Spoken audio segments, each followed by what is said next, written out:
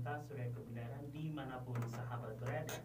Jumpa lagi dalam program refleksi di malam hari ini. Dan sahabatku, seperti biasa di hari Selasa adalah tanya jawab dari materi yang sudah disiapkan oleh narasumber yang hadir di studio kami. Dan hari ini sahabatku sudah bersama dengan kami di 107.8, yaitu Bapak Gembala Yifta Mulyanto.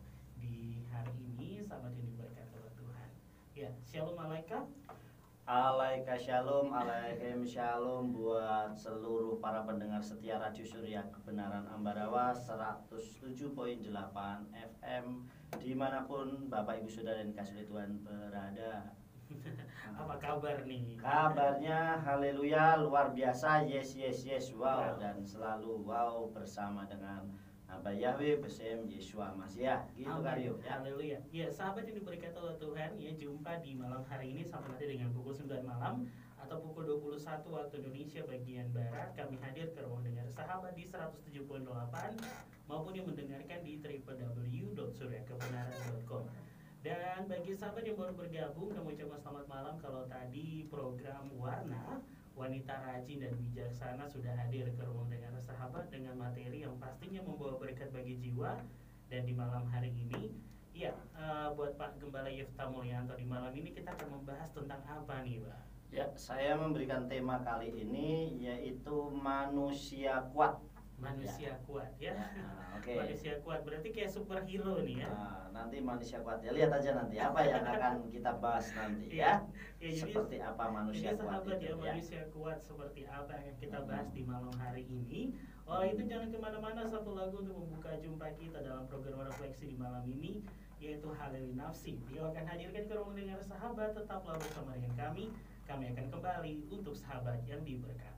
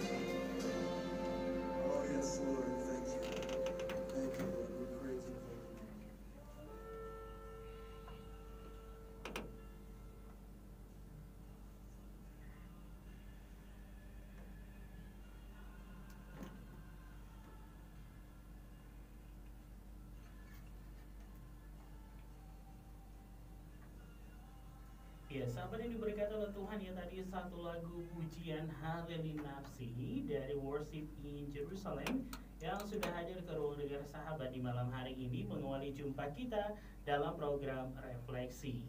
Ya, langsung saja dan sahabatku, di malam hari ini nanti akan ada materi yang dibagikan oleh Bapak Gembala Yefta Mulyanto seperti yang sudah dikatakan, yaitu tentang manusia hebat, sahabat.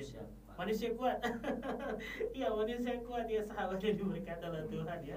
Manusia kuat. Dan nanti bagi sahabat yang mau merespon dengan bertanya di malam hari ini, bisa langsung saja melayangkan pertanyaan sahabat di 0816654532. Sekali lagi di 0816654532.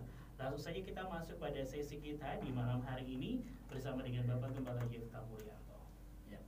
Terima kasih Karyo ya. Shalom Aleichem buat seluruh pendengar setia Radio Surya Kebenaran Ambarawa 107.8 FM dimanapun Bapak Ibu Saudara berada. Nah, seperti tema yang saya sampaikan pada kali ini, yaitu manusia kuat, saya akan dasari dahulu dengan Dafar Elohim yang saya ambil di dalam kitab Misle atau kitab Amsal pasal yang ke-24 ayat yang ke-10. Demikian Dafar Elohim, Hit rapita beyom sarah sarhoheha, yang artinya jika engkau tawar hati pada hari kesesakan, kecilah kekuatanmu. Nah, Bapak Ibu Saudara yang dikasihi oleh Tuhan, ternyata kitab suci mencatat bahwa kekuatan itu bisa muncul kalau kita punya rasa percaya diri yang kuat. Kita memiliki keyakinan yang kuat. Karena di kitab suci, di dalam kitab Misle pasal yang 24 ayat 10 atau Amsal 24 ayat 10 ini dikatakan bahwa jika engkau tawar hati. Artinya kalau kita ini tawar hati, bisa ragu-ragu atau kita tidak punya keyakinan pada saat hal-hal tertentu, yaitu pada hari kesesakan atau pergumulan atau masalah atau beban hidup dan sebagainya, itu kecilah kekuatanmu. Justru kekuatan itu menjadi kecil. Nah, bagaimana kita bisa menjadi manusia yang kuat? Dan bagaimana caranya bisa menjadi manusia yang kuat? Sebelumnya saya akan memberikan beberapa contoh orang-orang yang memiliki kemampuan kekuatan secara fisik di luar kemampuan manusia biasa. Saya akan memberikan beberapa contoh orang yang memiliki kekuatan di atas manusia normal atau di atas manusia rata-rata pada umumnya. Dan kekuatannya itu melebihi dibandingkan yang lainnya. Contoh yang pertama yang saya akan sampaikan adalah yaitu Dennis Roger. Nah, Dennis Roger ini pria asal Texas, Amerika Serikat. Ini waktu saat dia di SMU, di bangku SMU, beratnya hanya 36 kg. Jadi untuk manusia normalnya pun dia dianggapnya kurus, apalagi untuk ukuran orang Amerika. Ya, dia hanya memiliki berat 36 kg. Dan setelah dewasa memiliki tinggi 167,6 cm. Artinya untuk orang Amerika pun dia termasuk orang yang tidak tinggi. Dan beratnya hanya 76 kg. Tetapi saudara yang dikasihi oleh Tuhan, Dennis Roger ini memiliki kemampuan kekuatan fisik di atas manusia biasa, yaitu dia mampu menghasilkan kekuatan melebihi berat tubuhnya, kurang lebih sekitar 453,6 kg hasil kekuatan fisiknya.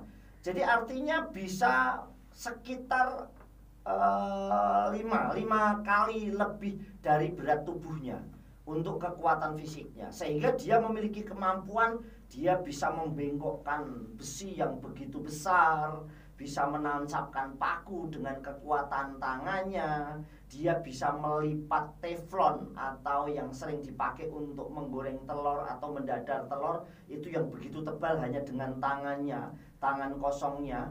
Dia bisa melipatnya. Kemudian dia bisa merobek buku yang begitu tebal, sangat luar biasa. Dan dia bisa merobek buku itu hanya dengan tangan kosong. Mungkin kalau kita merobek kertas yang 1, 2 lembar sampai 10 masih bisa. Tetapi ini sebuah buku yang tebalnya ratusan. Jadi ratusan halaman dan dia bisa merobeknya hanya dengan tangannya. Ini kemampuan yang di atas rata-rata atau manusia normal. Ini contohnya saudara. Selanjutnya kekuatan yang di atas normal atau kekuatannya yaitu saat dia bisa menahan tarikan dari dua Harley Davidson, dan dia ada di tengah-tengah dan kemudian ditarik oleh 2 orang, dan dia bisa menahan kekuatan Harley Davidson itu saat dijalankan dengan tali, dan dia ada di tengah-tengah saat ditarik dia bisa menahan kekuatannya. Itu adalah salah satu secara fisik dia memiliki kekuatan di atas manusia normal. Yang kedua adalah Kevin Fast. Nah, Kevin Fast ini pria paruh baya asal Kanada. Mungkin kalau saat ini Dr. Ayu bisa mendengarkan dari Kanada, ya mungkin pernah dengar atau mungkin bahkan bisa kenal. Yaitu dia adalah seorang pria asal Kanada. Dia pria paruh baya dan dia adalah seorang pendeta. Ya, dia memiliki kemampuan bisa mengangkat beban sampai 500 kg di usianya. Kemudian dia mampu menarik truk, pesawat, dan juga mobil damkar. Ini kekuatan di atas manusia normal. Dan dia juga mampu menggendong 22 orang perempuan sekaligus. Bayangkan, satu perempuan saja mungkin sudah berat, tapi ini sampai 22. Inilah kemampuan fisik atau kekuatan manusia yang kuat secara fisik di atas rata-rata manusia normal. Kemudian saudara yang dikasih oleh Tuhan, manusia kuat dalam kitab suci juga banyak kita akan temukan manusia yang memiliki kekuatan-kekuatan di atas manusia normal. Saya beri contoh, yang pertama adalah Simpson. Simpson itu mengalahkan singa. Di dalam kitab Hakim-Hakim atau Shoftim 14 ayat 5 dan 6, di situ dikatakan demikian ya. Hakim-Hakim 14 ayat 5 dan 6. Saya akan bacakan. Bapak, Ibu, Saudara yang dikasih oleh Tuhan bisa menyimaknya dengan baik. Hakim-Hakim pasal yang ke-14. Ya, saya bacakan, saudara menyimak dengan baik. Hakim-Hakim 14 ayat 5 dan 6. Demikian daftar Elohim. Lalu Simpson beserta ayahnya dan ibunya pergi ke Timna, dan mereka tiba di kebun-kebun anggur Timna, dan lihatlah seekor singa muda mengaum dan mendatangi Simpson. Dan ruah Yahweh datang dengan dahsyat ke atasnya, dan dia mencabik-cabik singa itu seperti mencabik anak kambing, tanpa ada apapun di tangannya. Namun dia tidak menceritakan kepada ayah atau ibunya apa yang telah dia lakukan. Nah, ini membuktikan bahwa dia memiliki kekuatan yang luar biasa. Bahkan seekor singa yang begitu luar biasa kekuatannya pun cuma dianggap seperti anak kambing. Begitu juga dengan Daud yang punya perawakan tampan, elok, matanya indah, lembut, tetapi dia memiliki kekuatan yang luar biasa pula. Di dalam kitab 1 Samuel pasal 17 ayat 34. 1 Samuel pasal 17. 1 Samuel pasal 17. Ya, saya bacakan ayat 34. Demikian daftar Elohim. Lalu Daud berkata kepada Saul, hambamu ini telah menjadi gembala di antara domba-domba bagi ayahnya. Ketika singa dan beruang datang serta merampas seekor domba dari kawanannya, maka aku mengejar dan memukulnya, serta melepaskannya keluar dari mulutnya. Dan apabila dia bangkit melawan aku, maka aku akan menangkap janggutnya dan memukul serta membunuhnya. Hambamu ini telah memukul baik singa maupun beruang, dan orang Filistin yang tidak bersunat itu akan menjadi seperti salah satu dari mereka, karena dia telah mengejek pasukan Elohim yang hidup. Nah, ini salah satu contoh manusia kuat, yaitu selain Simpson dan juga Daud. Jadi dia memiliki kekuatan di atas manusia normal. Bahkan seperti di kitab suci, Simpson pun dapat mengalahkan orang Filistin 1000 orang hanya dengan rahang keledai. Itu membuat hal yang secara fisik dia melebihi kekuatan manusia normal. Mungkin untuk season pertama ini dulu Kak Tio. Jadi saya beri contoh-contoh manusia-manusia yang memiliki kekuatan secara fisik, ya, baik yang sesuai kitab suci di kitab suci maupun yang ada di dunia yang saat ini dan terkenal. Tetapi sekali lagi bahwa bagaimana nanti kita akan tahu kekuatan itu muncul. Manusia kuat termasuk saya dan saudara, bagaimana cara kita bisa menjadi manusia kuat dalam menghadapi situasi dan tantangan yang ada. Apakah kita termasuk golongan manusia kuat baik secara fisik maupun secara alam, supranatural dan lainnya. Begitu Kak Rio, Bapak Yahweh memberkati. Iya, amin. Sahabat yang diberkati oleh Tuhan, dimanapun sahabat berada, itulah tadi bagaimana contoh manusia kuat di dunia yang ada di sekitar kita dan juga di dalam kitab suci sendiri. Dan bagi sahabat di malam hari ini mungkin punya pertanyaan, bisa nanti sahabat layangkan langsung saya ke 0816654532. Kami menyapa untuk sahabat semua di Kota Ambarawa dan sekitarnya maupun yang mendengarkan di Kota Salatiga dan juga dari setiap kota, kabupaten, provinsi lainnya di setiap kepulauan di Indonesia, bahkan mendengarkan di luar negeri melalui website kami di www.suryakebenaran.com. Baik, nanti kami akan kembali ke ruang dengar sahabat dan kami menunggu pertanyaan sahabat di malam hari ini. Kami akan hadirkan dulu lagu pujian berikut ini untuk sahabat yang diberkati. Lagu dari Joshua Aaron, ada Kodamu untuk sahabat yang diberkati.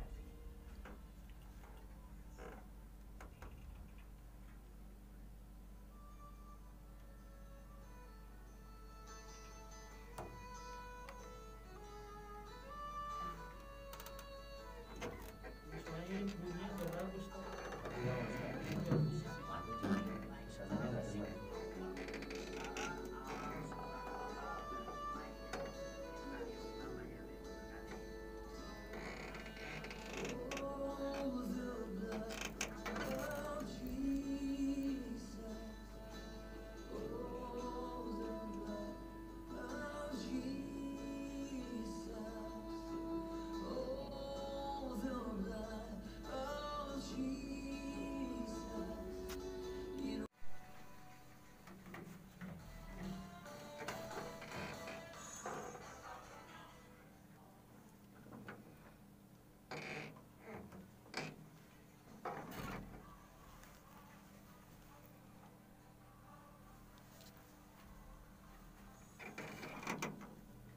Ya, masih kembali bersama dengan kami dalam program Refleksi di malam hari ini.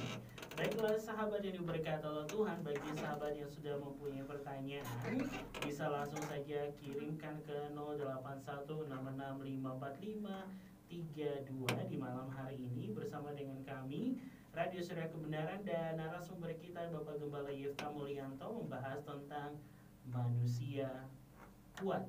Ya, sahabat yang diberkati di malam hari ini. Ya, baiklah, sambil menunggu pertanyaan sahabat, kita akan langsung lanjut saya dengan materi dan kita mengumpul pertanyaan-pertanyaan dari sahabat di malam hari ini. Nanti bisa langsung saja dikirim ke kami di 0816654532.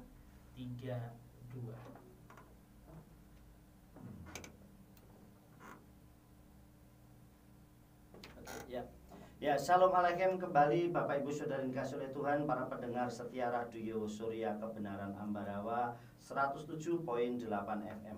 Nah, kita tadi sudah mendengar dan melihat beberapa contoh yang saya sampaikan.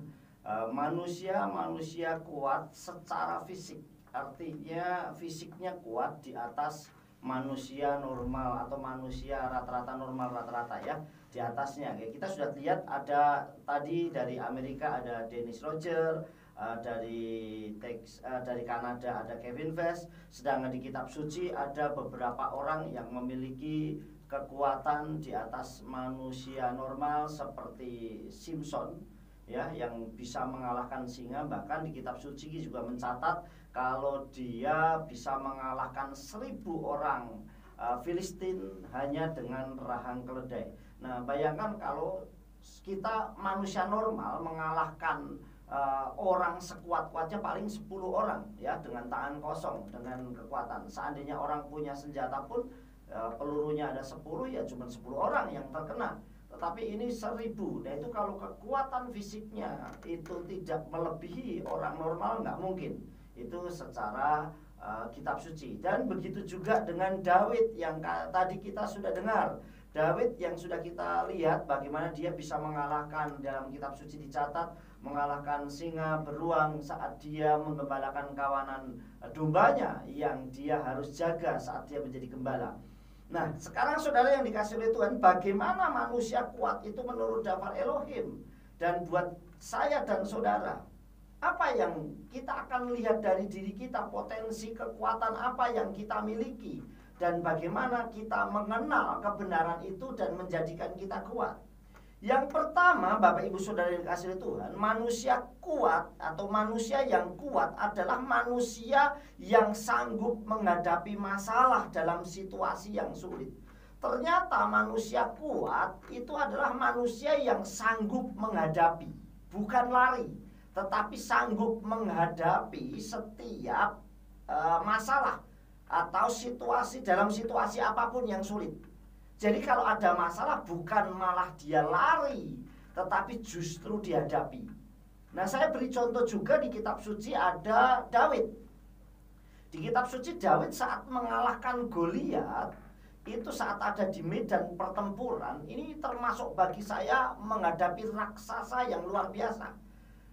Daud itu menghadapi raksasa yang begitu luar biasa, saudara. Saya akan memberikan contoh buat Bapak Ibu Saudara bagaimana Daud itu luar biasanya saat menghadapi Goliat, ya. Saya akan berikan contoh yaitu di kitab suci. Nah, Daud saat mengalahkan Goliat itu dia bukan lari dari masalah, tetapi justru dia mendatangi masalah. Ini yang luar biasa, justru masalah itu dia datangi, saudara yang dikasihi oleh Tuhan. Di kitab suci, saudara yang dikasihi oleh Tuhan, saat dia menghadapi raksasa Goliat dan Goliat itu maju ke depan, justru dia berlari maju. Jadi artinya dia menghadapi tantangan itu, dia maju ke garis depan, artinya menghadapi tantangan itu justru di depan. Banyak orang saat punya pergumulan, punya masalah yang dihadapi, mereka lari. Dia lari, mungkin ngumpet atau menenangkan diri atau apapun. Tetapi di sini orang yang hebat atau manusia yang kuat itu adalah manusia yang pertama, ya. Sekali lagi, yang pertama, manusia yang kuat adalah manusia yang sanggup menghadapi masalah dalam situasi yang sulit. Berarti membuktikan dia kuat dalam menghadapi, karena dia masalah yang sulit pun dia hadapi, saudara. Di dalam kitab Romim atau Roma pasal 15 ayat 1 dikatakan, wa anahnu gibore koah hamitswa leset ripion dalai koah velolakus lekefets nafsenu, yang artinya dan kita yang kuat wajib menanggung kelemahan yang tidak kuat, dan janganlah menyenangkan diri sendiri. Nah, kitab suci di dalam kitab Romi mengajarkan kalau kita kuat itu kita sanggup menanggung. Yang tidak kuat artinya bisa membantu. Nah, orang yang kuat itu ternyata orang yang bisa membantu orang lain. Berarti tandanya dia kuat. Kalau ada orang yang tidak kuat membawa beban 10 kilo dan kita bisa membantunya, berarti kita lebih kuat daripada orang itu. Nah, inilah yang Tuhan ajarkan. Yang pertama adalah kita menjadi kuat kalau kita sanggup menghadapi tantangan apapun. Apalagi di situasi yang seperti sekarang ini, mungkin ekonomi, mungkin juga penyakit, mungkin sakit penyakit, mungkin usaha, mungkin pekerjaan, mungkin rumah tangga, banyak hal. Tapi bisa nggak kita menghadapi masalah itu dan kita akan menjadi kuat? Justru kalau kita pasrah seperti kitab suci yang tadi kita baca dalam kitab Misrai, jika engkau tawar hati pada hari kesesakan, maka kecilah kekuatan. Artinya kita tawar, kita nggak percaya diri, kita nggak optimis, justru kekuatan kita menjadi kecil, imun kita menjadi drop. Makanya banyak orang kalau sakit pun kalau tidak punya semangat, dia tawar hati, maka justru penyakitnya yang akan semakin kuat dan dia akan semakin drop. Tetapi kalau dia berani dan kuat dan saya yakin optimis saya pasti sembuh, imun tubuhnya muncul. Seperti kitab suci katakan, hati yang gembira adalah obat. Artinya imun itu akan diproduksi dalam tubuh kita sendiri dengan kekuatan yang ada dalam diri kita. Kenapa? Karena kita punya semangat, punya optimis, punya percaya diri yang luar biasa. Di dikatakan hitra pitapium sarah sarkokeka. Jadi jangan pernah tawar hati dalam situasi apapun. Sekali lagi, yang pertama, manusia yang kuat adalah manusia yang sanggup menghadapi masalah dalam situasi yang sulit. Kalau orang tidak akan ketahuan kekuatannya kalau dia tidak punya masalah. Orang tidak akan bisa bersaksi memperoleh kesembuhan kalau dia nggak pernah mengalami sakit. Orang tidak akan pernah merasakan, wah ekonomi saya bangkit dan kuat kalau dia belum pernah terpuruk.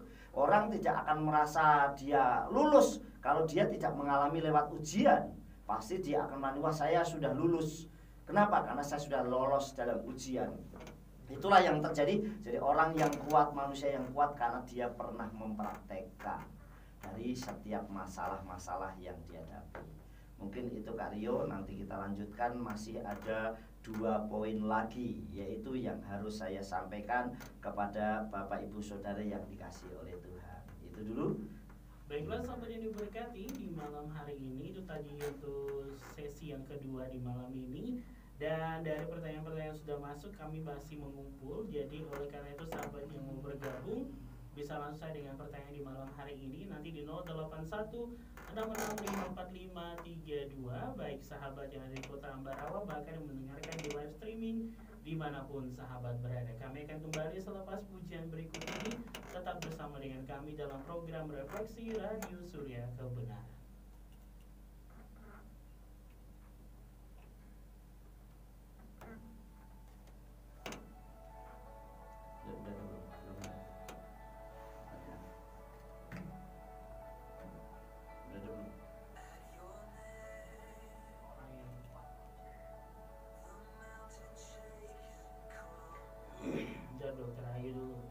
Shalom bersama dengan Yeshua. Salam Pak Gembala Yeta dan Kak Rio.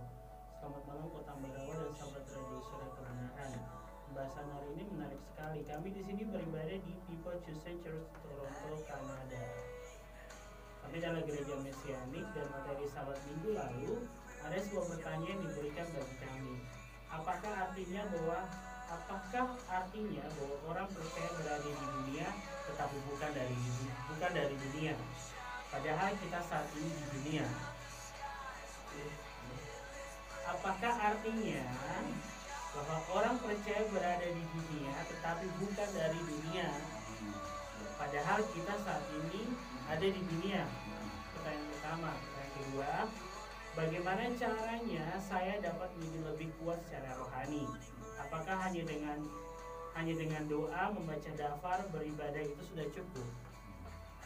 Nah, terus ini ada SMS dari Adi Saputra Kupang Tegal.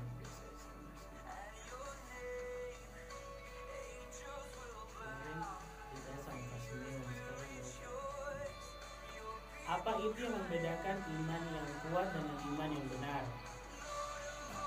Terus, kenapa Tuhan mengajarkan kita untuk kuat, tapi toh ketika menghadapi masalah dan benar-benar jatuh, rasa kita sebagai manusia yang menonjol membuat kita lemah? Kenapa Tuhan mengajarkan kita untuk kuat, tapi toh ketika menghadapi masalah dan benar-benar jatuh, rasa kita sebagai manusia yang menonjol dan membuat kita lemah? Tapi kok sebagai manusia yang lebih menonjol itu? Berarti ada 4 pertanyaan.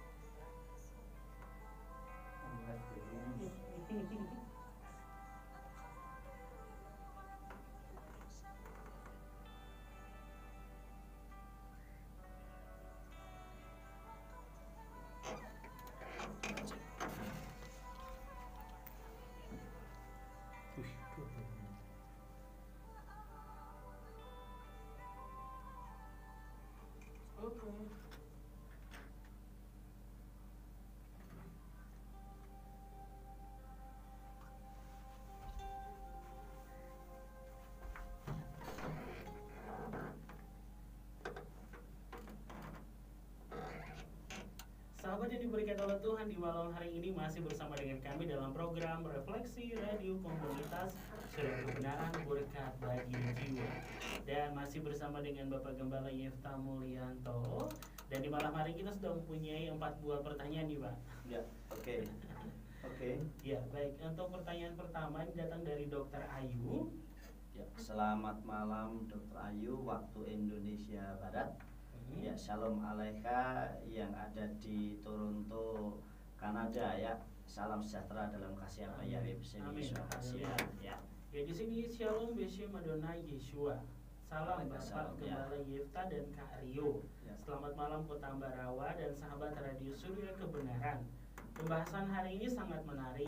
Nah, kami di sini beribadah di People Chosen Church, Toronto, Kanada. Kami adalah gereja Mesianik. Dan materi sabat minggu lalu ada sebuah pertanyaan yang diberikan bagi kami, yaitu apakah artinya bahwa orang percaya berada di dunia tetapi bukan dari dunia, padahal saat ini kita ada di dunia. Oke, ya langsung saja sajab. Ya, sekali lagi shalom alaika Dr. Ayu yang ada di Kanada. Sekali lagi gini, memang secara fisik kita ada di dunia secara fisik. Tetapi kitab suci mengatakan di dalam kitab Filipi atau Filipi pasal 3 ayat 20 dikatakan sebab kewarganegaraan kita berada di dalam Samayim atau di surga. Dari sanalah juga kita sangat menantikan juru selamat, yaitu Tuhan Yeshua HaMashiach. Jadi memang secara fisik kita ada di dunia, tapi kewargaan kita sudah ada di Samayim. Artinya memang kita berasal dari sana, hanya fisiknya saja. Kenapa? Karena kita memang dipilih sendiri oleh Tuhan. Artinya memang ini yang membedakan bahwa kita ini luar biasa, karena Tuhan yang memilih kita, bukan kita yang memilih Tuhan. Seperti itu. Ya, oke, itu yang pertama. Ya, itu pertanyaan pertama dari dokter. Sekarang pertanyaan yang kedua, Ya. Bagaimana caranya saya dapat menjadi lebih kuat secara rohani? Apakah hanya dengan berdoa, membaca daftar, beribadah itu sudah cukup? Ya, sekali lagi nih, untuk menjadi kuat itu sudah pastilah, yaitu dengan doa. Karena kita nggak mungkin mampu tanpa kita doa dan membaca daftar Elohim. Tetapi satu hal, kita bisa menjadi kuat itu kalau kita sering menghadapi tantangan. Justru dengan tantangan itulah kita akan menjadi kuat. Artinya kita akan menjadi anggap dengan kita memiliki beban yang kita bawa, membawa barang yang beratnya 5 kilo. Dengan kita membawa 5 kilo terus menerus, suatu saat 5 kilo itu bagi kita akan terasa ringan.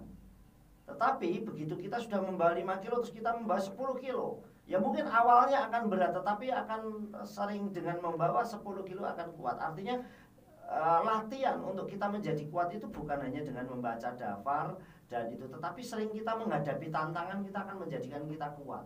Karena kita akan tahu bagaimana cara menghadapi tantangan itu.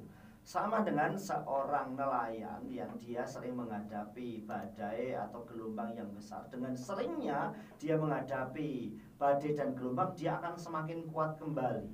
Kenapa kok semakin kuat? Karena dia tahu, oh ini musim ini badainya sekian, tantangannya sekian, dia akan semakin berpengalaman. Artinya ternyata dengan timbulnya masalah itu juga akan semakin menjadikan kita kuat. Seperti itu.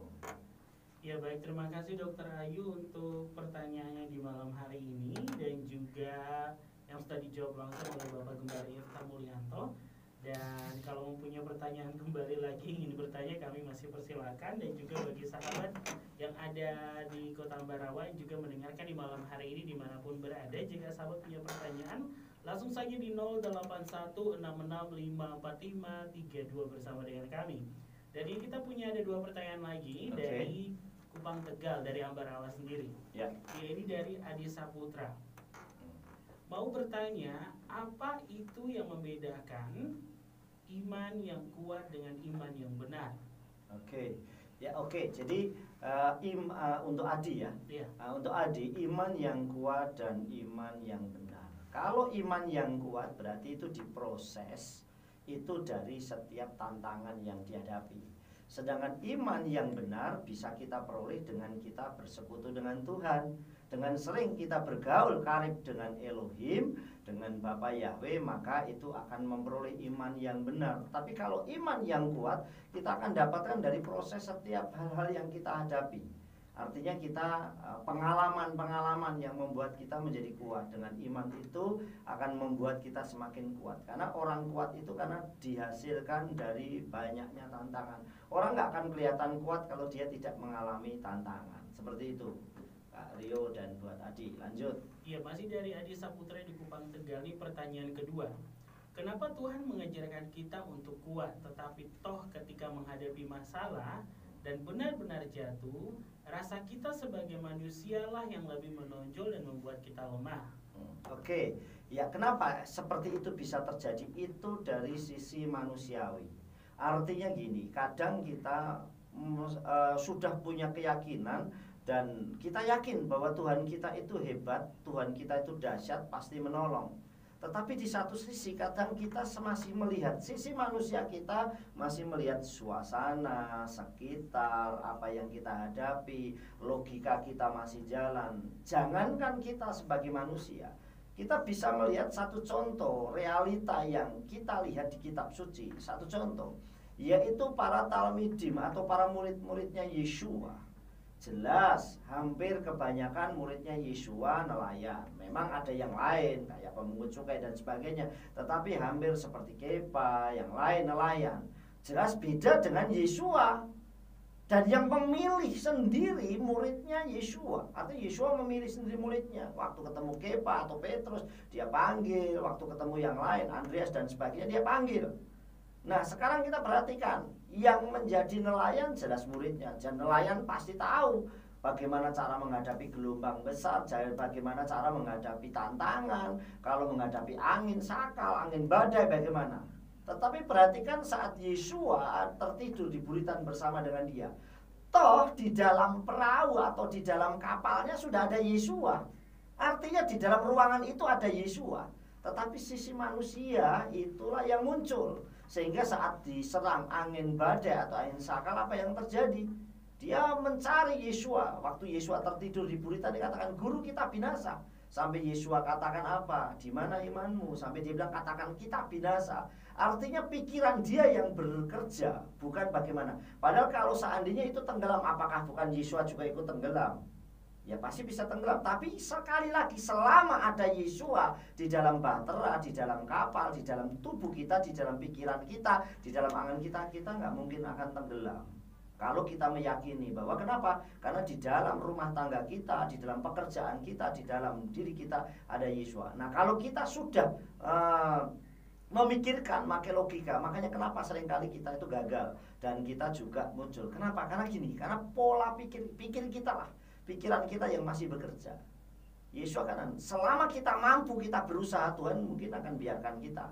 Tetapi kalau kita sudah menyerah, Tuhan yang akan percaya. Itu menggenapi di kitab Tehillim atau Mazmur 37 ayat 5 yang sering kali saya sampaikan. Serahkanlah hidupmu atau jalanmu kepada Yahweh dan percayalah. Nah ada nggak kata percayalah itu di dalam diri kita? Maka dia akan bertindak. Gimana Yahweh akan bertindak? Tuhan akan bertindak karena kita nggak percaya. Hanya menyerahkan saja, Tuhan saya serahkan kepadamu. Tapi sudah keyakinan kepercayaannya kurang. Nah itu yang membuat kadang kita, kenapa kok kita bisa seperti itu ya. Seringkali logika kita, perjalanan kehidupan kita. Dan yang luar biasa, jadikan setiap pergumulan, tantangan itu menjadi pelajaran dari kita. Sehingga untuk next kita mulai menghadapi masalah, kita pernah mengalaminya. Artinya kalau saya pernah mengalami sakit kepala, suatu saat kita pasti akan tahu bagaimana saya menghadapi saat saya sakit kepala. Ada orang yang sakit gigi, pasti dia akan berpengalaman bagaimana saya menghadapi. Sehingga tips-tips bagaimana dia cara menyembuhkan bisa disampaikan kepada orang lain. Nah itu menjadi pelajaran buat kita untuk semakin kita naik tingkat, dan naik tingkat. Begitu Kak Rio. Ya, terima kasih untuk Adi Saputra di Kupang Tegal ya atas pertanyaannya di malam hari ini. Dan sudah dijawab ya untuk dua pertanyaannya. Jadi bagi sahabat yang masih mau bergabung, kami masih menunggu atensi sahabat untuk pertanyaan di malam hari ini 08166554532. Baik, langsung saja kita masuk pada sesi selanjutnya. masih membahas tentang manusia kuat di malam hari ini bersama dengan Bapak Gembala Yota Mulyanto. Kami persilakan. Oke, sekali lagi shalom alaikum kembali buat Bapak Ibu sekalian kasih Tuhan, para pendengar setia Radio Surya Kebenaran Ambarawa. Nah, Bapak Ibu sekalian kasih Tuhan, kita sudah melihat yang pertama, bagaimana untuk manusia kuat itu menurut Dafar Elohim di dalam diri kita, yaitu tadi kita manusia yang kuat adalah manusia yang sanggup menghadapi masalah dalam situasi yang sulit. Yang kedua adalah manusia yang kuat adalah manusia yang bisa mengampuni, artinya mengendalikan dirinya kepada orang yang telah berbuat jahat kepada kita. Karena dia berarti jauh lebih kuat dibandingkan orang yang menyakiti kita. Artinya orang manusia kuat itu adalah manusia yang dihasilkan dari apa? Yang kita bisa mengampuni. Dan memang ini tidak mudah bagi banyak orang. Pasti waduh sulit kalau untuk mengampuni. Tetapi inilah manusia membuktikan kalau kita kuat. Benar-benar kita kuat kalau kita bisa mengampuni. Kita diperlakukan tidak adil tetapi kita masih bisa tersenyum. Kita diperlakukan tidak adil tetapi kita masih bisa mengampuni. Ini adalah kekuatan yang muncul dihasilkan dari diri kita. Saya beri satu contoh, misalnya beberapa hal di kitab suci ada. Contoh adalah Yosef. Yosef ini menurut saya manusia kuat yang luar biasa secara dalam kehidupannya. Kenapa? Karena sebenarnya dia bisa membalas dendam atau membalas perlakuan saudara-saudaranya yang pernah dia lakukan. Yaitu saat dia harus dianiaya oleh kakak-kakaknya, saudaranya, dia dimasukkan sumur, dijual, menjadi budak. Dia bisa membalas dendam kakaknya, saudara-saudaranya saat kakaknya atau saudara-saudaranya pergi ke Mitsraim atau Mesir, dia membeli bahan makanan. Tetapi itu tidak dilakukan. Saat dia menjadi penguasa di Mitsraim, pasti dia bisa membalas dendam terhadap Salikah, istrinya Potifar, bahkan Potifar. Karena dia menjadi orang keduanya Farao atau Firaun, dan dulu yang dia menjebloskan ke dalam penjara. Tetapi toh itu tidak dilakukan oleh Yosef. Artinya Yosef menjadi manusia yang kuat. Kenapa? Karena dia bisa mengampuni orang yang telah memperlakukan dia, menganiaya dia dengan tidak baik. Contoh yang kedua yaitu Daud. Daud begitu diancam dirinya mau dibunuh oleh Raja Saul, tetapi toh saat kesempatan untuk membalas kepada Raja Saul itu pun tidak dilakukan. Artinya dia menjadi manusia yang kuat, bisa mengampuni orang lain dan menghargai bagaimana orang lain yang diurapi oleh Tuhan itu. Nah, kitab suci juga mengajarkan, namun aku berkata kepadamu. Ini perhatikan di dalam kitab suci ya. Kita mengasihi Tuhan mudah. Karena pasti kita bisa wa ahafta et Yahweh Elohika bekal babka ufkal nafseka ubekal meodika. Kasihlah Yahweh Elohimmu dengan segenap hatimu, dengan segenap jiwamu, dengan segenap kekuatanmu. Saya yakin ini dipraktekkan sangat mudah kalau kita memang mengasihi Yahweh dengan segenap hati, benar-benar menomorsatukan Tuhan. Yang kedua, wahasni adam talalireka kamu dan kasihlah sesamamu seperti dirimu sendiri. Pasti itu pun juga bisa dipraktekkan asal kita berlaku baik, menjadi pelaku Dafar Elohim. Tapi yang ketiga, kasih itu bukan hanya kepada Bapa Yahweh, bukan hanya kepada sesama, tetapi kasihilah musuhmu. Bisa nggak kita mengasihi justru orang yang membenci kita, yang memperlakukan kita? Bisa nggak kita menjadi manusia kuat menghadapi tantangan? Nah, inilah salah satu tantangan, yaitu kita dibenci orang tetapi kita tetap berbuat baik. Kita diperlakukan tidak adil tetapi kita tetap mengasihi. Kita dikutuki tetapi justru kita memberkati. Jadi katakan, namun aku berkata, kasihlah musuh-musuhmu, berkatilah mereka yang mengutuk. Justru ini menjadi manusia yang kuat luar biasa. Karena kita dikasih kutuk, justru kita kembalikan menjadi berkat. Dan perlakukan dengan baik yang membenci kamu, dan berdoalah bagi mereka yang melecehkan kamu dan mengenai. Bisa gak kita berdoa buat dia? Itu membuktikan kita lebih kuat daripada orang itu yang memperlakukan kita. Nah, ini yang kedua. Yang terakhir, yang ketiga, yaitu manusia yang kuat adalah manusia yang tidak pernah menahan kebaikan kepada orang lain yang membutuhkan. Artinya bisa nggak? Kadang orang berbeda, tidak mampu dia bisa lakukan, tapi toh itu tidak dikerjakan. Kitab Misre atau Amsal 3 ayat 27, demikian Dafar Elohim. Al timnatov mib alai bihyot lael yadeka la asyut, yang artinya hendaklah engkau tidak menahan kebaikan bagi orang-orang yang berhak, padahal ada kekuatan tanganmu yang melakukan.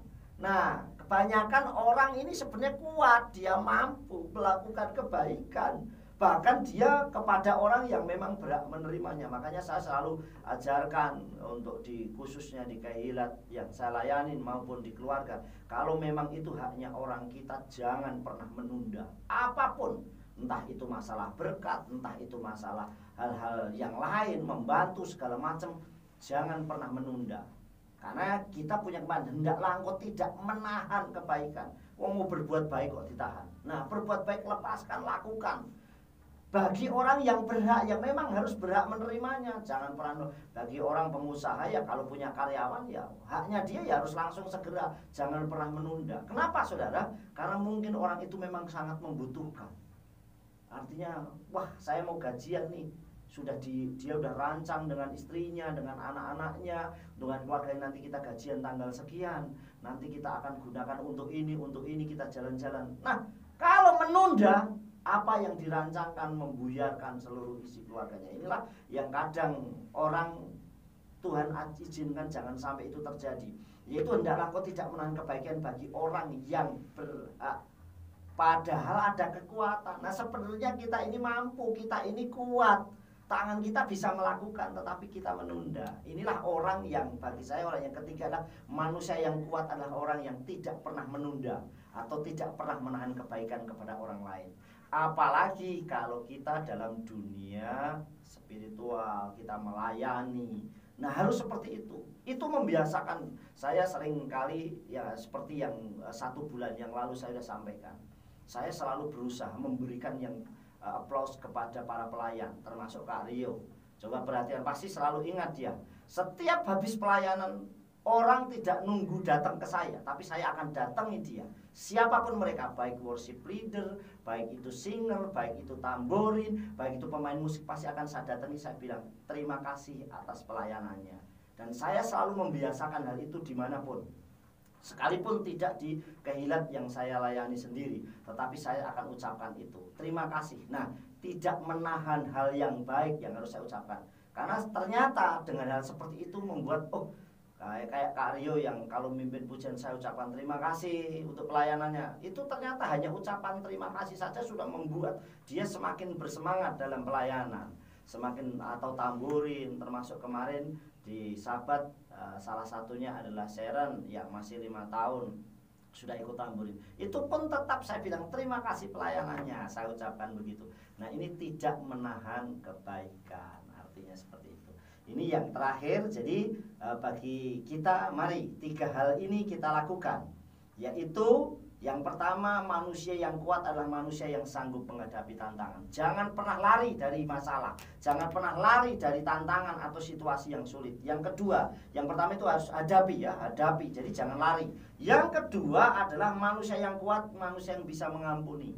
Artinya sebagai orang-orang rohani jangan pernah menyimpan hal-hal baik kepahitan, dendam, sakit hati atau apapun. Lepaskan semua hal-hal yang negatif dalam diri kita. Yang ketiga adalah manusia yang tidak pernah menahan kebaikan kepada orang yang memang berhak menerimanya atau orang lain yang memang membutuhkan. Nah, ini kita mempraktekkan benar kasih menjadi manusia yang kuat di hadapan Tuhan. Itu karena kalau kita melakukan berarti kita di atasnya orang yang kita layani. Artinya gitu, kita nggak perlu membutuhkan pujian atau apapun, tapi paling nggak dengan kita melayani justru jauh lebih luar biasa. Seperti itu Kak Rio, itu yang terakhir. Dan nanti untuk closing saya kasih kata-kata untuk memotivasi. Itu aja, oke. Iya, baiklah, ini langsung saja kita masuk dengan pertanyaan-pertanyaan yang sudah ada. Oke. Langsung saja, ini ada 1, ada 5, 4, ya 5, 6, 7 pertanyaan. Oke, ya, oke, nggak apa-apa, ayo. Ya, langsung saja untuk 7 pertanyaan ini berbicara tadi tentang manusia yang kuat adalah dia mau mengampuni. Nah, ini ada pertanyaan dari Ibu Hani di Kupang Rejo. Oke, silakan ya. Iya, ada pertanyaan dari Ibu Hani di Kupang Rejo. Bagaimana untuk mengatasi salah satu anak dan salah satu kakak yang telah menjauhi dalam kehidupan saya oleh karena selama saya mengikut Bapak Yahweh, Katanya tidak benar, tetapi saya sangat yakin dan percaya harus mengikut Bapak Yahweh yang sebenarnya. Terima kasih. Oke, langsung saya jawab untuk Bu Hani yang ada di Kupang Rejo. Shalom Aleika Bu Hani, Bapak Yahweh senantiasa memberkati Bu Hani dimanapun Bu Hani berada.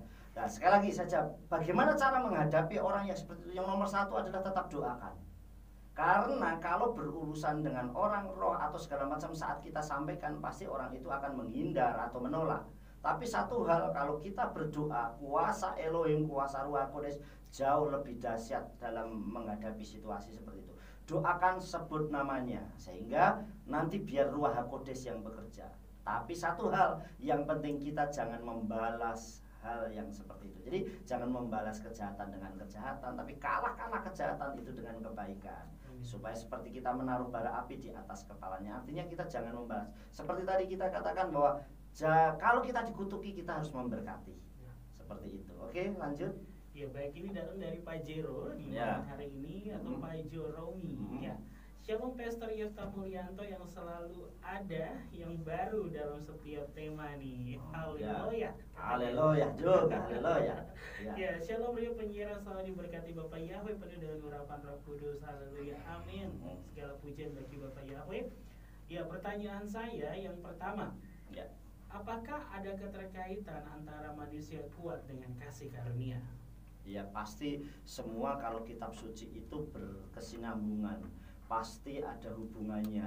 Jadi kita bisa kuat itu juga karena kasih karunia Elohim juga. Artinya karena kasih karunia Ruach Kodes, karena kasih karunia Tuhan. Karena kalau dengan kekuatan kita pasti kita nggak mampu.